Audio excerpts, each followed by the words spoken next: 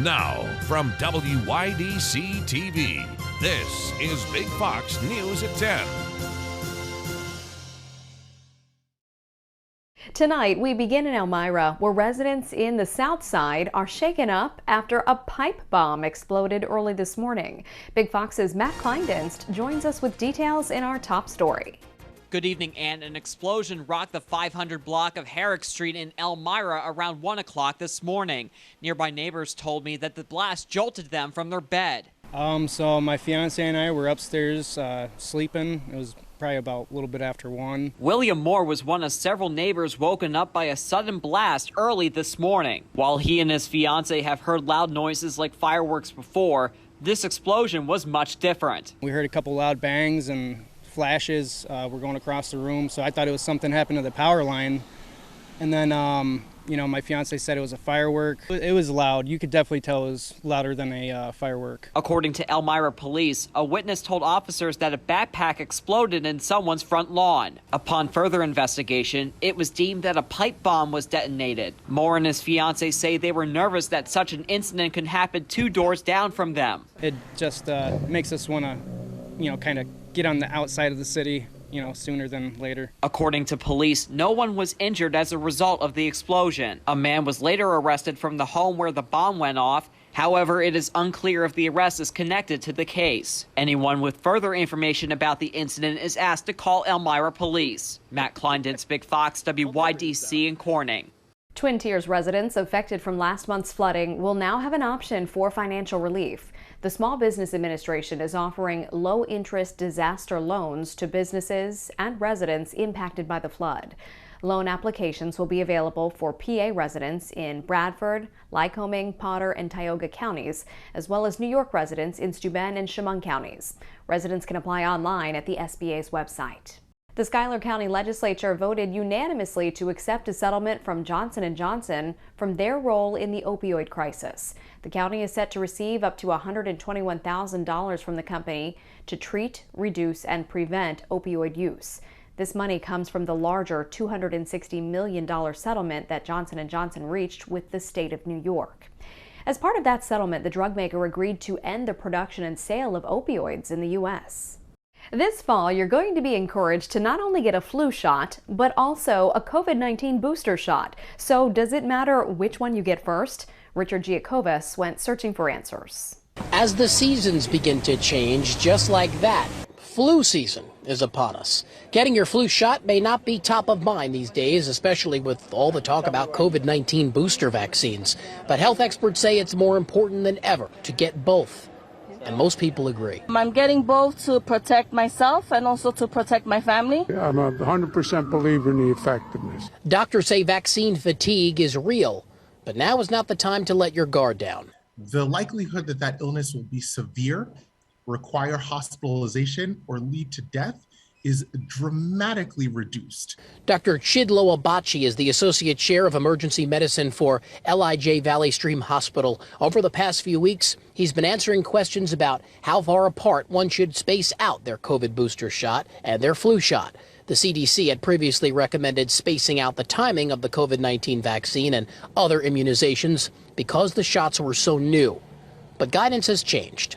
In other words, there is no longer a recommendation to space out the flu vaccine with the COVID vaccine booster. Regardless of when you'll be eligible to get a booster shot or when you decide to get vaccinated against the flu, some feel that the importance of getting both outweighs any potential side effects. Others say they'll space them out. If I get them back to back and I do get the side effect again, I'm not taking any chances this time. Despite last year's almost non-existent flu season, doctors say that this year could be somewhat worse now that there's some semblance of normalcy. The CDC, meanwhile, is advising folks to get their flu shot in October and their COVID-19 booster shots as soon as they're eligible. A company in Arizona says they are using UV lights to kill the virus that causes COVID-19.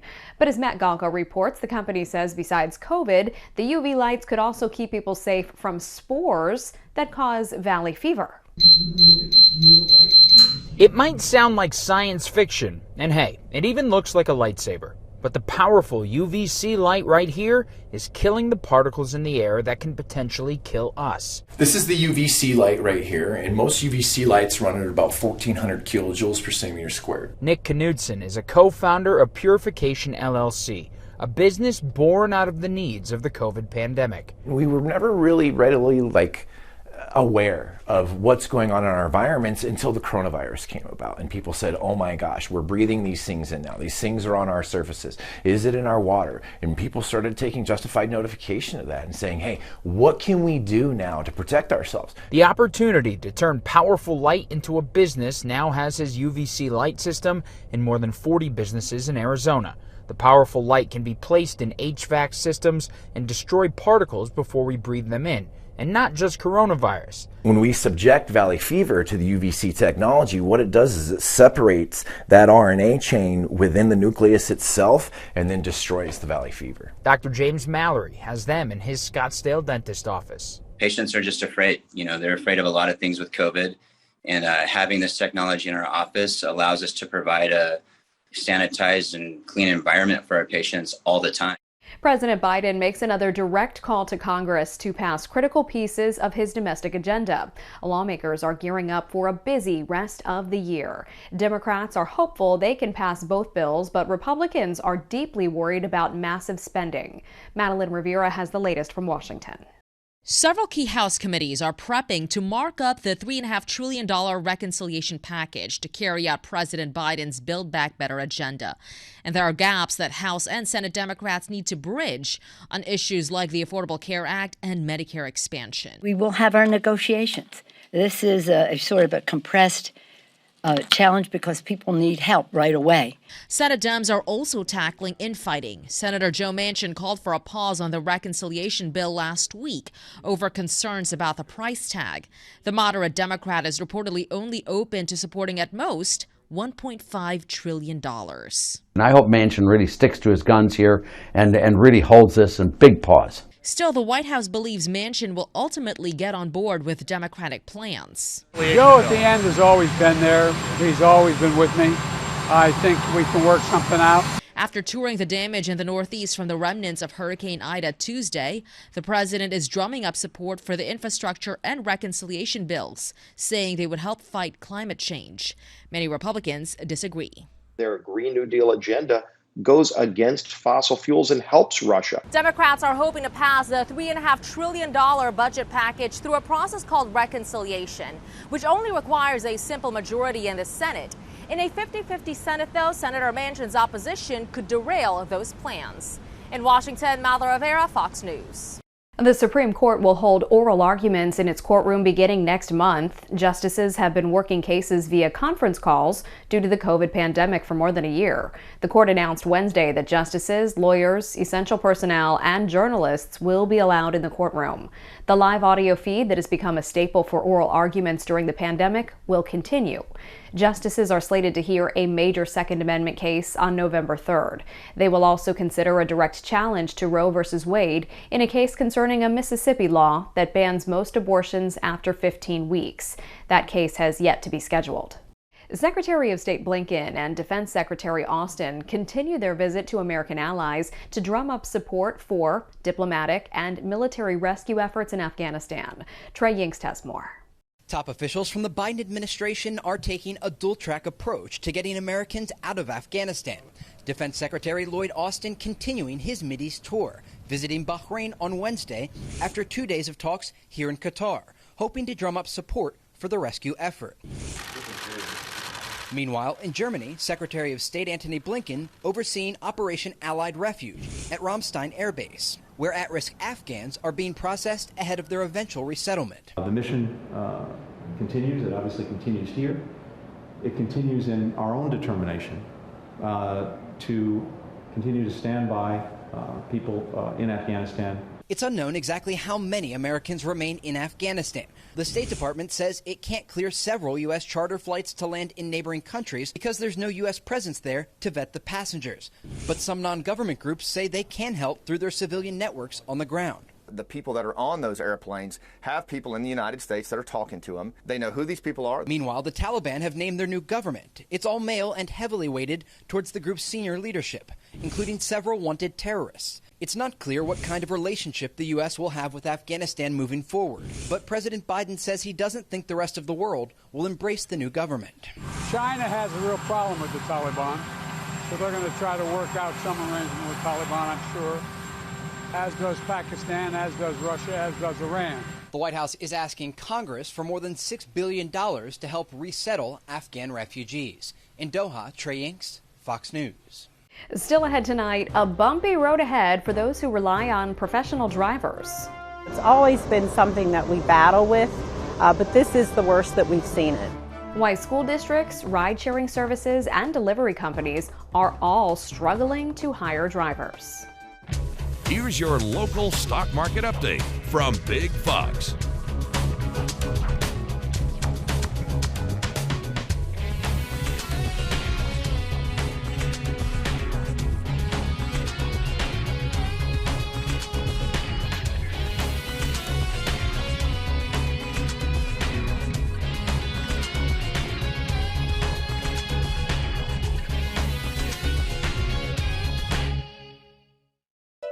Now, your Twin Tiers forecast from Big Fox.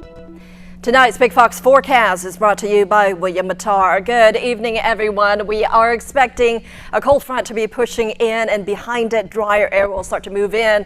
So notice the numbers that are in the green. They will be dropping from the 60s to the 50s, an indication that that drier air is moving in. Not only that, our dew points will be very close to our temperatures. The air is saturated, so don't be surprised if you encounter some fog if you're going to be out and about today and also into early tomorrow. So by the end of the day on Thursday, that cold front will be pushing off to the east. There will be a few showers lingering behind this front, and then cooler and less humid air will start to come in. And so we are expecting a cool ending to this week. So if you're trying to get some yard work done tomorrow, temperatures will be quite cool tomorrow, around 57 degrees at 7 o'clock, 67 by 10. There is that possibility of a few showers. At 3 o'clock, our models are indicating there could be a few showers. Temperatures around 72, and then we drop down to around 67 degrees in the early evening hours. So not a bad day to get some yard work done, even though you may have to dodge a few showers and maybe even a thunderstorm, but I think it will be mainly showers just because we don't have the instability behind this front. So the line of storms that move through our area will continue to press off and away from the region. For our area, just a few lingering showers behind this front at around 1 o'clock in the afternoon, and then a few more showers that come in the late afternoon into the early evening hours. Maybe just 1 or 2 showers, maybe some sprinkles early on Friday for your morning commute. But then we are expecting much drier conditions and afternoon full of sunshine for your Friday. So again, it is going to be dry and sunny as we end the week and head toward the weekend. There will be another system that will try to move through the Great Lakes region and then progress to the east. And as it does so, we could have some rain as we head toward the end of the weekend. Just a slight chance for some rain. But here's a look at your forecast. Some patchy fog tonight. Temperatures will bottom out to around 55 degrees in Elmira, but 56 degrees in Corning. Highs tomorrow will be in the low 70s in Corning, and also in Elmira, Watkins Glen around 74 degrees, but 69 degrees in Bath. We are expecting those temperatures to warm up this weekend. 81 degrees possible on Sunday. Clouds will start to increase as another system approaches, but even with that, we are expecting highs to be in the low 80s. So it's going to be just a tad warmer than normal. Lots of sunshine, or at least partly sunny skies on Tuesday, and then rain chances return for the middle of next week once that cold front starts to drive to the east. Highs on Wednesday will be around 81 degrees. Overnight lows will be in the low 60s. On the 20th anniversary of 9/11, the events of the attack on American soil may cause more distress for many, with feelings of sadness, grief, and anxiety. And there's actually a name for that. It's called the anniversary effect. Mandy Gaither has more on how to cope in today's Health Minute. It's one of those defining moments in time that changed the way that we think about the world. 20 years ago, the day America was attacked. As we count down to September 11th, the memories and the images may be overwhelming. It really does hit you harder, especially when they're round number or big number anniversaries. It's called the anniversary effect, an increase in distress around a traumatic event. Ken Yeager, director of the Stress, Trauma, and Resilience Program at Ohio State Wexner Medical Center, says this 9/11 anniversary may be even more troubling, especially with the turmoil in Afghanistan. If you're struggling to cope, Yeager says acknowledge those feelings, talk to someone you trust. All of these are naturally occurring emotions, and rather than trying to avoid them, it's probably more important to name them and to call them out. With 9/11 and in any tragic situation, Yeager says using coping skills can help. Taking a walk, giving yourself time to sit and take a few deep breaths until you work through this, or just actually doing something to commemorate the tragic losses that occurred on that day. And as a new generation is exposed to 9/11, Yeager says to remember to talk to your children, help them work through any feelings that may come up. For Health Minute, I'm Mandy Gaither. A bumpy road ahead for people who rely on professional drivers. Schools, delivery services, and ride-sharing services are all struggling to hire. The number of people who drive for a living has plunged since the start of the pandemic. Pete Montine has the details. School bus driver Nick Roca understands why more of his friends are retiring from the routes they've run for years. The return to in-person learning shifted pandemic fears into high gear, and a changing economy is providing other options. We have more people leaving than we do people coming in. It is a problem also plaguing Uber and Lyft, which say shortages are hiking rates and wait times. DC's Metro bus system says it is having a more difficult time recruiting candidates. But the issue is especially acute for kids going back to class. The Fairfax County, Virginia school system, just outside Washington, is trying to fill 3 times its normal driver openings. It's always been something that we battle with, but this is the worst that we've seen it. Those with commercial driver's licenses are so in demand that here in Fairfax County, new school bus drivers are being offered a $3,000 sign-on bonus. The district is also raising their hourly pay. In nearby Stafford County, Virginia, parents say kids are arriving hours late due to driver shortages. I think the answer is probably more money. Like if you pay them more, you'll get better people, you'll get more people.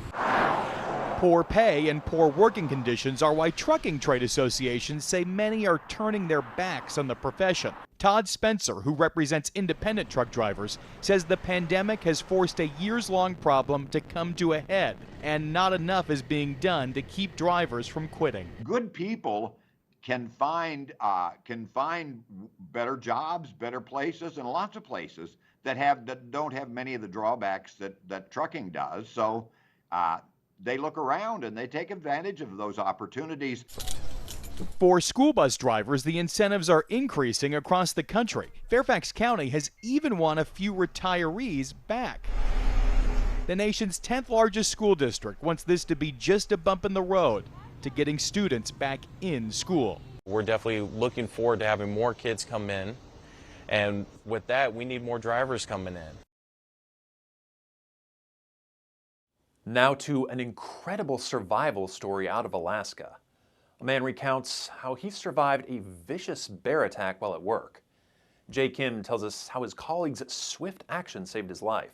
And we do want to warn you, some of the imagery in the story may be disturbing. Sitka resident Jess Coltharp is a technician and vessel captain for the Alaska Department of Fish and Game, a title he's held for the past 14 years. Last month, he was on a routine work trip with his deckhand named Anthony and a volunteer named Ethan.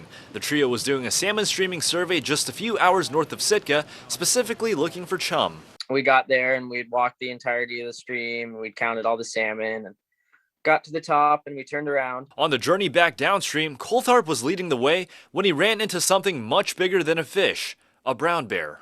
Looked over my shoulder to say something to the guys, and that's when I heard the branches break. And I turned and looked up, and as the branches are breaking, I kind of see this bear kind of materialize out of the dark. Before he even had time to react, the brown bear was charging him. That's when he decided to dive on the ground. I remember thinking that Anthony was going to shoot the bear. So I wasn't too worried about the bear killing me as much as I was worried about getting out of the way and taking as little damage in the process. The bear then bit his leg and started shaking him around, but the attack was brief thanks to his colleague Anthony, who shot the bear. I remember jumping up and telling Anthony, like, "Nice shot, dude. Thanks for saving my life." And that's when I felt the blood go running down my leg, and it's like, oh yeah, this is still kind of an emergency situation, and we need to really assess the damage and see how quickly we can get out of here. The three sent a message to their boss using an inReach phone, and a short time later, a Fish and Game pilot showed up to fly Coulthard to a local hospital. And then the next morning, they did a cleanup surgery. We ended up flying up to Anchorage. Coulthard says he's on the mend and in good spirits now, and says without his deckhand and volunteer, things could have been a lot worse. I think their presence saved my life, as well as his quick thinking and accurate shooting. It looks like Apple will reveal its newest iPhones next week. The company is holding a virtual event Tuesday with the tagline, California Streaming. It's expected to unveil iPhone 13 then, along with Mini, Pro, and Pro Max versions. Apple is reportedly working on new AirPods and watches too.